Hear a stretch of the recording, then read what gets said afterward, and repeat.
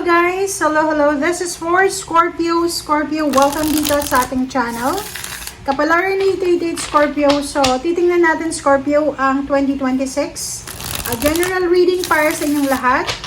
Since it's general, so titingnan natin yung money, career, financial, love life, the general, and then yung advice sa'yo ng yung mga spiritual guides and helpers for the year 2026. Okay, Scorpio. Okay, Scorpio. This is for money. 2 of Swords and 4 of Swords. Wow! Ang galing. And 6 of Cups. So, this is money, guys. This is money. Okay? Comment down below if you are resonated. But this is unexpected siya. Doon sa mga Scorpio na may mga trabaho na. Like for example, galing ka sa isang company na hindi ka na masaya. Or galing ka sa isang trabaho na hindi ka masaya. Parang ganun.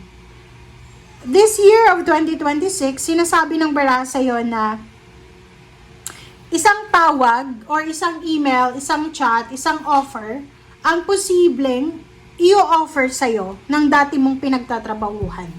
So like for example, ngayon, maayos na yung buhay mo eh. Maayos na yung buhay mo sa isang company, medyo secure na yung financial mo, benefits, parang ganon. Masaya ka na, nakapag-build ka na ng friendship. Kumbaga, medyo nasanay ka na sa comfort zone mo ngayon. Komportable ka na, okay?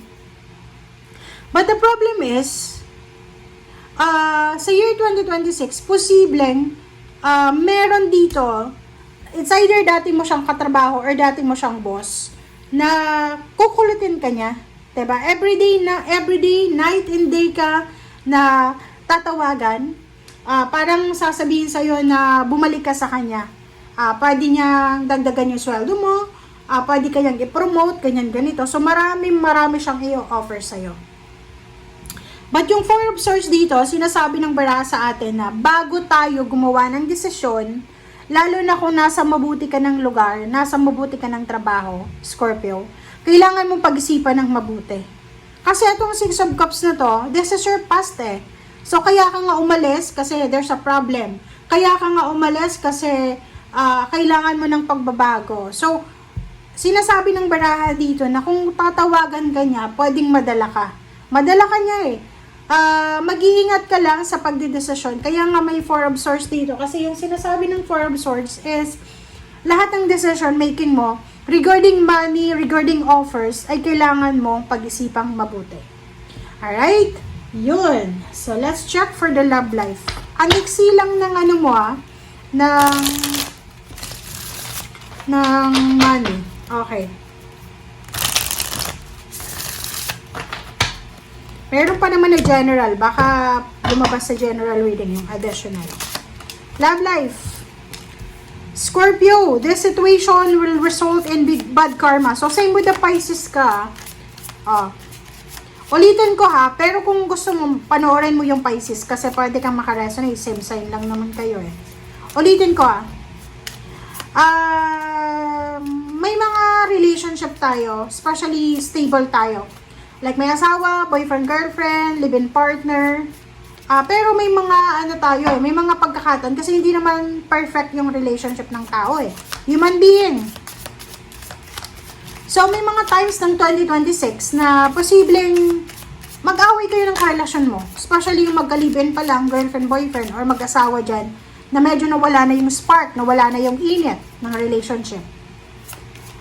Pag mag-aaway yung mag-asawa or mayroong mga tampuhan, iwasan nyo guys yung pakikipag-usap sa inyong mga ex.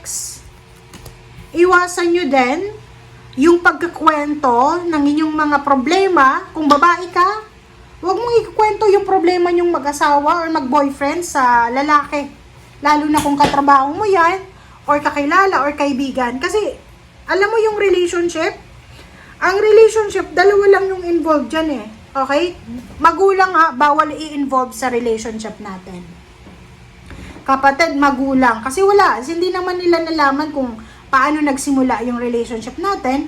Buti lang kung arranged marriage tayo or arranged relationship. Oo, may pakialam yung magulang natin once na nag-away tayo.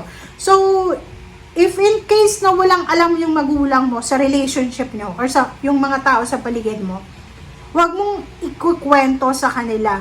Ano bang problema mo? Kasi minsan may mga problema tayo sa relationship natin na sinasabi natin sa barkada natin eh. Kaya, di ba? Parang open book na yung relationship, which is hindi pwedeng ganun eh. Hindi pwedeng ganun kasi dalawa lang yan eh. It's either you talk to him or talk to her or talk to God. Kasi yun lang eh. Panginoon lang ang nakakaalam ng sitwasyon ng mag-asawa, mag-boyfriend, mag-girlfriend. Okay? Okay, doon na tayo sa pinaka-exciting. Ang sitwasyon, this year of 2026, there's a situation na posibleng because of misunderstanding, miscommunication, tampuhan, selosan, tamang hinala, possible ka na matukso. So, yun ang kailangan mong iwasan. Kasi pag natukso ka, ang sitwasyon na yan na papasukin mo ay talagang automatic na bad karma yung balik niyan sa'yo. Okay? Okay. So, kung may question ka regarding sa relationship mo, ang sagot sa'yo ng baraha, yes. Okay? So, kung ano man ang question mo regarding relationship, ikaw ang nakakaalam noon, so yes ang sagot sa'yo. And Spirit says to trust your intuition. So, makinig ka sa sinasabi ng iyong intuition. But, if sinasabi ba ng intuition mo na makipag-relasyon ka sa iba, it's up to you. Okay? So, basta sinasabi ng baraha din dito na kung ano man na sitwasyon na alam mo na hindi legal, na kasalanan, lahat yan magre-resulta sa bad karma. Okay? Alright, so, let's check Scorpio for the general message.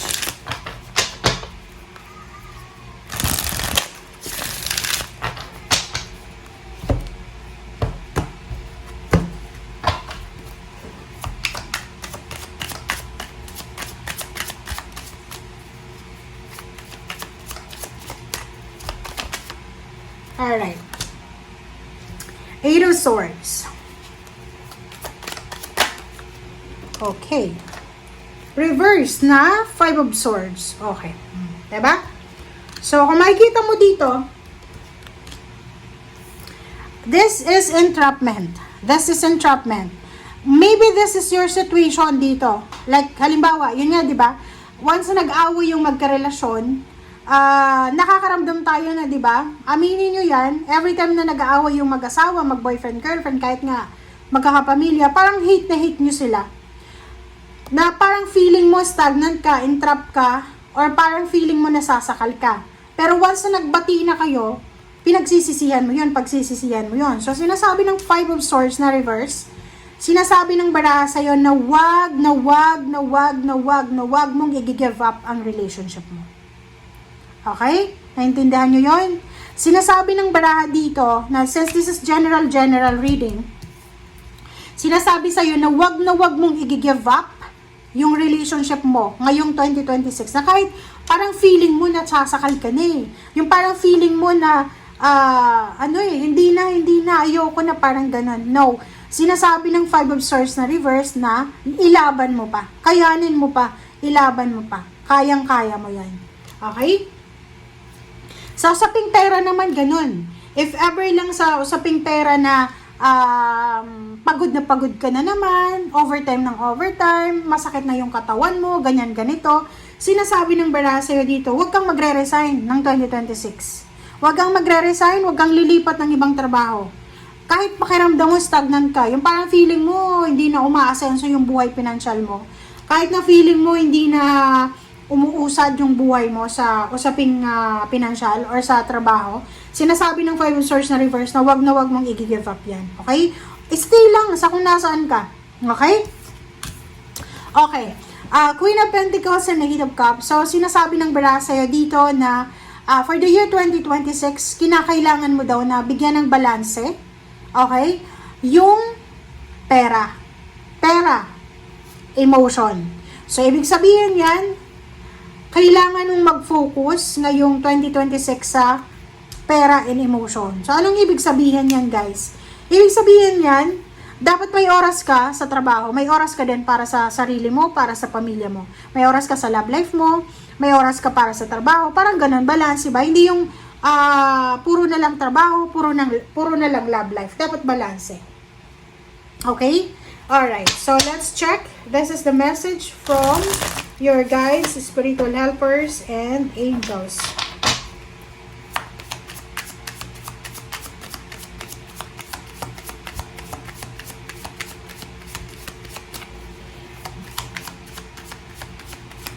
Basta yung ano sa inyo, Scorpio, sinasabi ng barahan na if ever na nakakaramdam ka ng pagod, ng pagkatamad sa 2026, magpahinga ka. Kasi yung Queen of Pentacles dito, ito yung goals mo eh. 'Di ba? Ang goals mo is yung magkaroon ng pera, stable, yung hindi ka na problema sa salapi. So, kung isang isang hamon lang sa buhay, susuko ka na, paano pa? Diba? So, huwag kang sumuko. Wow! 10 of water and 3 of air. Oh, diba? So, sinasabi ng bara sa'yo, talagang this is about money, about relationship, na sinasabi sa'yo, Scorpio, na, okay, pakaramdam mo, nasa 8 of swords ka na eh. Yung parang, gusto mo na talagang i-give up yung relationship mo. Sinasabi ng baraha dito na pagod ka na. Kailangan mo daw magpatawad. Kailangan mong, kumbaga, tanggapin. Okay? Na tao lang siya. Nagkakamali rin siya. And if it's job, if it's career, pag parang pakaramdam mo na hindi ka na masaya, hindi ka na interesado, huwag mo agad-agad i-give up. Okay? Huwag mo agad-agad i-give up. Kasi may 10 of water ka eh. Parang sinasabi ng barahan na to na every time daw, lalo yung mga OFW ditong Scorpio, sa 2026, every time na nahihirapan ka, napapagod ka, which is yung pagod guys, natural lang yan eh. Diba? Lahat tayo, wala namang trabaho na hindi nakakapagod nga eh. Diba? Kahit yung mga nag-illegal na yan na trabaho, pagod din sila eh. Diba? So, dito sa barahang to, sinasabi ng baraha sa'yo na kahit anong mangyari ngayong 2026 na to, ano man ang dumaan sa buhay mo, sinasabi ng baraha na isipin mo kung ano yung importante sa'yo. Your family, your love, your blessings. Appreciate your blessings.